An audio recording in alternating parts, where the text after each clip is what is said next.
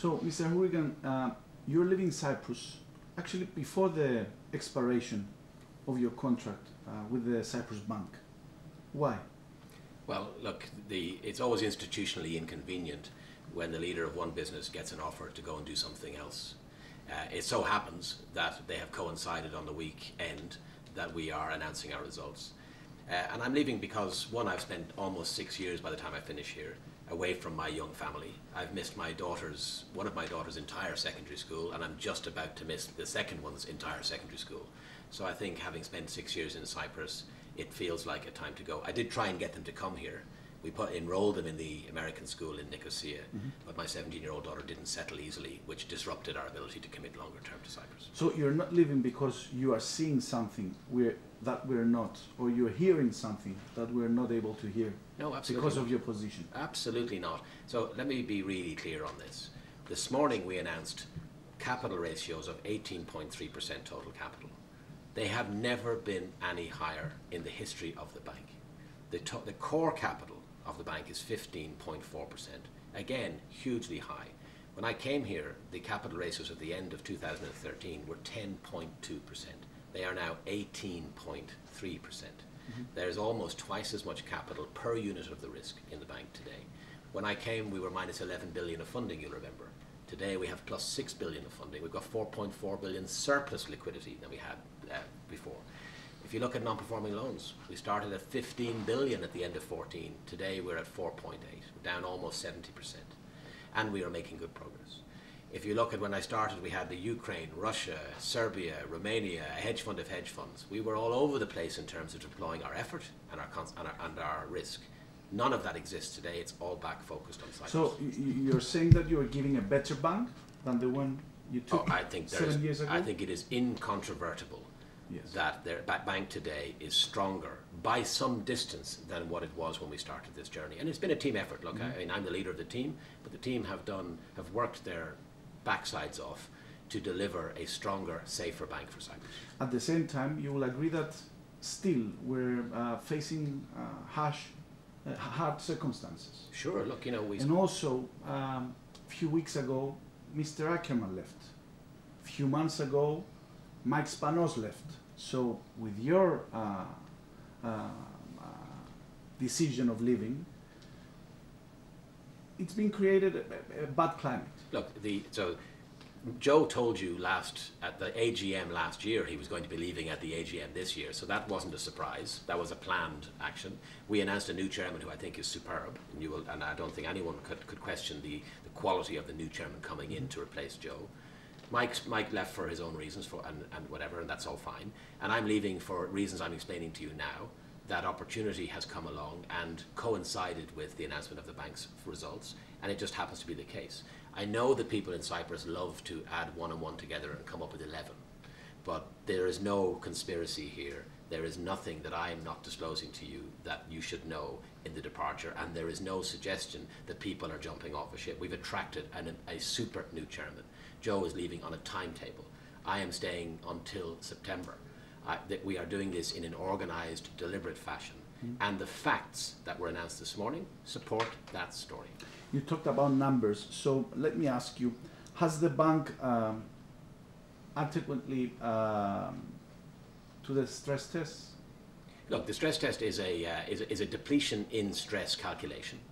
That is always a difficult calculation because it's European-wide and they impose stuff on you. Because you also know that there were some rumors about it. Yeah, look, you know, you can if you put us through any form of stress, you'll find that capital goes down, liquidity gets under pressure, and P&L gets under pressure. But what we need to do is manage it, and we need to manage the reality so you can cope with a real stress. I believe the bank's reality is being managed very well. It is much safer than it was in any of the previous 5 years, and we believe that as we discuss the stress as we look forward, that we will be in a position to be able to explain that the bank copes very well with stress. Our own internal stress tests using real data from Cyprus show that we do okay. When you impose European averages on top of it or European benchmarks on top of it, we do less well. So you're satisfied with the bank's results? I think the bank's results show you great progress from where we are and position it for Chapter 2. There is more to do. We still have 4.8 billion of non-performing loans. we need to bring that as close to zero as possible. That's a big thing for us to do. We still need to price away liquidity. We have too much liquidity now, so we have a different challenge, but from the one we had before. We need to finish the digitalization of the bank. We need to fix its cost base. There are lots of things we need to do. We need to excite our customers about staying with us and making sure they're here forever and a lifetime. How about the hot potato of the size of the bank? Look, we have a large Are market. there any plans about it? What, to get bigger? To get smaller? Look, the bank's balance sheet is 8 billion smaller Talking than it was. about layoffs, No, as of you course. can understand. No, but let me start with the balance sheet of the bank, and then we'll go into the cost base. The bank is 8 billion smaller in its balance sheet than what it was when we started. That produces less accounting income. But when we started this journey, we had 63% of the bank's balance sheet non-performing. Now it's 36 of a much smaller balance sheet.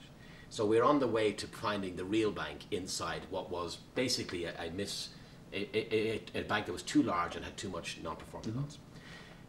That naturally gives you less income. I mean, the bank's income for last year was 780 million, I think was the number. That number will naturally contract a bit. The bank's cost base needs to be smaller by reference to that income opportunity. So as we digitize, as we make the bank safer, it will be the case that we have to look at the bank's cost base. And the majority of the bank's cost base, of course, is its people. But it would be terribly disrespectful to announce changes to that in an interview here on this day. But it is something we absolutely have to engage with the employee union on, our employees themselves, and make sure that we put together a plan to take the cost base down over time. So it couldn't happen earlier, and you just put the hot potato to the next guy who's going to take your position. I've been using a boiling hot pot of potatoes over the last 5 years, right? So let's be clear, I think the hot potatoes have been very much with me for a very long period of time. When we combined these two banks at the beginning or in the middle of 2013, plus the 500 people we also laid off in 2015, I think it was, we've taken the workforce down by 40% from where it was in the beginning. We've also reduced the branch network from 203 to I think it's somewhere of the order of 110 today. We announced 15 branch closures very recently. And of course, it wouldn't surprise you, we're constantly looking at whether that's the right footprint. We're re-engineering everything that happens inside the bank. We're re-engineering how our customers engage with us. We're re-engineering the way the data systems work inside the bank. And all of this is about making sure there's a good agenda for someone to run this bank and the team to run the bank after we finish the basic job of making it safe. Okay. Allow me to take you back to numbers, because as I can see, the bank share value has been dropping down during the last 3 months. It is said, and I think you'll accept it, that the markets are discounting imminent developments.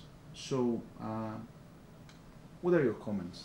Well, in the last 5 days, the bank's share price is up 40%, right? And in the entire year, it's down 40. But down 40, not 40 is not back to equilibrium. I think the bank is oversold. I think the stock is not a reflection of the true work that's been done to this basic bank. It's not? Yeah, I don't believe so. It trades on very small volumes. But of course, a decision to invest in the stock is an investor's decision, not my guidance. And what I think we need to focus on is the facts. 18.3% capital, total capital, 15.4% common equity tier 1 in the bank. Extremely strong as sitting here today. And you'll see the stock price, despite the fact that I've just said I'm going to be leaving in September, is up. It was up 9% earlier on. I don't know where it is today, right now, but it has been up. And I think that's a reasonable reflection on truth. And I think there's more room for it to go up from here. Now, there have been some stupid rumours circulating around Cyprus. Yeah, but let me put the question straightforward in order to avoid making circles. Sure. So, is the bank in need of further capital? 18.3% capital today is the strongest we've ever been. Make your own judgments. If I said we needed to raise capital, I would have to come out and tell you now. Okay, clear. Can we make a small discussion about the bigger picture, about the Cyprus economy? Sure. Do you think it's circumstantial? Do you think it's only selling passports and building skyscrapers? Well, look, all of the lending we do has nothing to do with passports, right? Nothing, because the passports come unlevered. Some other bank somewhere else in the world might be providing leverage to someone to do a citizenship program in Cyprus, but we don't bank that. We do bank the construction of things, but only if we can see the sales, and we need to be careful with that. But it's a very small part that sits on top of the total Cyprus economy. 500 passports a year is not going to make your economy rich. We see education growing, we see health growing, we see the tourist sector expanding, we see services expanding. We see new car registrations up. We see retail up. We see pressure in households still because we need to see, wages need to go up in households to take the leverage down in households, because there's still a lot of pain, I think, sitting in Cyprus households. But the economy has a broad-based recovery, and we need to blow wind in its sails so it can continue to grow. Cyprus has a very bright future. We just need to not talk it down. So you still believe in Cyprus' 100%. economy's future? Yeah, I do. I mean, nearly 4% expansion of this economy in each of the last few years, and the prospect of the same level of expansion going forward is very important. I think we need to make sure we focus on continuing to make it broad and continue to make sure that people can live here at an affordable price, and continue to make sure we improve the quality of everything we offer, whether it be health, education or tourism. And that's the key to keeping success. We need to connect it more as well. Cyprus remains very poorly connected, in my opinion, to the rest of the world, and that inhibits further growth. With less banks or more? Less. Less. We are still overbanked. We've got 10 or 11 banks in Cyprus, and frankly we've got less than 1 million people. It makes no sense to have this number of banks focused on this small population. Okay, and a final statement on the NPLs, because you said something. Obviously you're not satisfied with the number you're facing now. So what's the goal? What's zero? But look, I think we need to try. Could you get there? Yeah, well, I think we can get into single digits. I don't see why we can't get from 36 into mid-single digits over time. Now, if we do it organically, it'll be 200 million per quarter for quite a long period of time. Estia helps, and then we also need to look at whether there's any corporate finance things we can do. We have shown over the last number of years that we're good at thinking our way out of the problem and creating a solution that works for the country and indeed works for the bank. And it wouldn't surprise you to know that we will continue to try and think our way out of this problem to see if we can get there faster.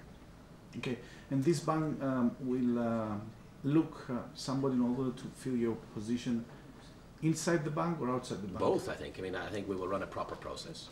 I would imagine it'll start today or tomorrow, and if it's not run by me, it'll be run by the chairman and the nominations committee of the board. Do you have a suggestion, inside or outside? I think there are excellent internal candidates, and we'll see if they're as excellent as the external candidates. Thank you very much. Thank you very much. All the best. Thank you. With your decision.